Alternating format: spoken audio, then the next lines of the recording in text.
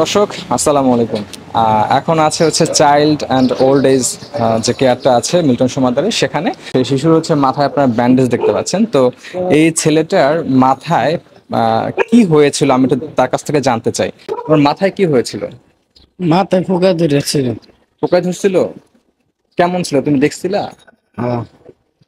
তো এই ছেলেটার মাথায় অনেক পোকা। আমি এখানে যারা স্টাফ ছিলেন তাদের সাথে কথা বলেছিলাম। এই যে একটা অভিযোগ ছিল যে এরকম কাটাছেঁড়ার দাগ, এখন অনেকে বলতেছে যে মাথায় যে কাটা ছিল এটাকে তার মগজ খুলে বিক্রি করা হয়েছে কিনা, ব্যাপারটা আসলে এরকম কিনা। তো তুমি কবে আসছো এখানে? মেলা দিন গো। কতদিন হবে আনুমানিক, মনে আছে কি? না, মনে নাই না? চিকিৎসা কে করেছে এখানে? এখানে করেছে চিকিৎসা নাকি ডাক্তার এনে বা? ডাক্তারে করেছে। ডাক্তারে করছে না চিকিৎসা? ডাক্তারে। আচ্ছা, তো তুমি মানে তোমার মাথায় যে পোকা হয়েছিল এটা কিভাবে হয়েছিল, রাস্তায় থাকতে থাকতে? হ্যাঁ। তোমার বাড়ি কোথায়? বাইরে ময়মনসিং। ময়মনসিংহে? মানে বাড়িতে কি, বাড়ি থেকে যোগাযোগ করেছিল কখনো নেওয়ার জন্য, নাকি না তুমি যেতে চাও না? আমার নানা নানি আইছিল। আচ্ছা, যেতে চাও না এরকম কিছু। আর এখানে থাকতে ভালো লাগছে নাকি গ্রামে চলে যাবা? এনে ভালো লাগছে থাকতে। আচ্ছা, এখানে ভালো লাগতেছে।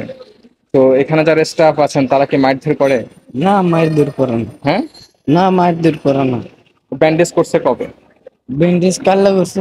কালকে করতে আবার না, ড্রেসিং করতে হয় না এখানে? আচ্ছা আচ্ছা। দর্শক আপনারা দেখছেন যে এই যে ড্রেসিং ড্রেসিং করতে হয় ওর ওর হচ্ছে মানে যে ছবিটা ওই কর্নার আছে এটা দেখানো যাবে না, দেখানো যাবে না কারণ হচ্ছে এটা ভায়োলেশনে ধরবে আর কি। তো না হলে আপনাদেরকে আমি দেখাতাম ছবিটা, খুবই বিভৎস একটা ছবি।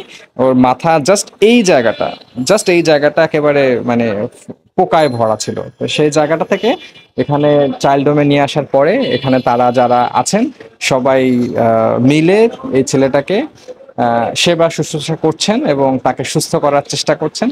তো একটা সত্যি কথা, মিল্টন ভাইয়ের সাথে পার্সোনালি কোনো সমস্যা মানে সম্পর্ক নাই, কিন্তু যে মানুষটা ভালো কাজ করতেছে আপনারা দেখবেন যে সব ভিডিওর নিচে না মানে 5% দেখবেন যে বাজে কমেন্টস আছে, বাকি অনেকেই দেখছেন যে তার পক্ষে কথা বলছেন। আসলে সে যে কাজটা করছেন, এখানেও অনেক লোক আছে, তার সাভারেও অনেক লোক আছে।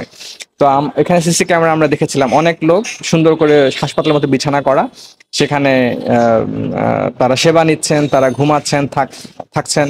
তো যদি এই মানুষটা কোনো অকারেন্স করে থাকে, আপনাদের টাকা মেরে খায়, সেক্ষেত্রে অবশ্যই আমরা তার শাস্তি দাবি করি। কিন্তু যদি না করে তাহলে দেখা যায় যে এই যে একটা রিপোর্ট হলো, এতে কিন্তু তার প্রতিষ্ঠানের কিন্তু একটা ভাবমূর্তি নষ্ট হলো, এবং যারা ডোনেট করতো আগে তারা কিন্তু ডোনেশনটা বন্ধ করে দিবে, যে আমি এখানে আর করবো না কারণ এটা ভালো না। সে কিন্তু ক্লিয়ার না যে ভালো কি ভালো না, সে কিন্তু এখনো জানে না। আমরাও জানি না, প্রমাণ কিন্তু আমরা এখনো দেখি নাই। এখানে শুনেছি যে অপারেশন থিয়েটার আছে ভেতরে, আমি খুঁজে পাই নাই কোথাও। স্টাফদের সাথে কথা বলেছিলাম, তারাও দেখাইতে পারে না। তারপর হচ্ছে বন্দিশালা আছে, এখানে অনেক স্টাফ আছে। এখানে প্রায় আপনারা কতজন স্টাফ হবেন এখানে, মিরাজ ভাই? কতজন স্টাফ হবেন আপনারা? বর্তমানে আছে এই যে 30 জনের মতো। 30 জন? এখানে 30 জন স্টাফ আছে। এখন এই স্টাফরা তো অনেকে আছে সাভারে। সাভারে কতজন আছে? আবার সব মিলে 102 জন। সব মিলে হচ্ছে 102 জন, এখানে 30 জন আছে, বাকি ধরেন 70-75 জন ওইদিকে আছে। তো এতজন মানুষ একটা প্রতিষ্ঠান দেখতেছে, এখন তাদেরকে লাঠিয়াল বাহিনী বানানো হয়েছে কিনা সেগুলো আইন শৃঙ্খলা বাহিনীর সদস্য যারা আছেন তারা অবশ্যই খতিয়ে বের করবেন। যদি মিল্টন সমাদ্দার দোষী হন অবশ্যই তার শাস্তি আমরা দাবি করি, কিন্তু যদি দোষী না হন তাহলে যে ক্ষতিটা হয়েছে এই ক্ষতিটা আসলে মিল্টন সমাদ্দারেরও হয় নাই, আর যারা সংবাদ করেছেন তাদেরও হয় নাই, হয়েছে ভেতরে যারা আছেন থাকেন যারা আর কি, এই মানুষগুলো। দর্শক পরবর্তী ক্লিপ দেখার জন্য অবশ্যই আমাদের সঙ্গে থাকুন। আমরা মিল্টন ভাইয়ের সাথে একটু পরে কথা বলবো।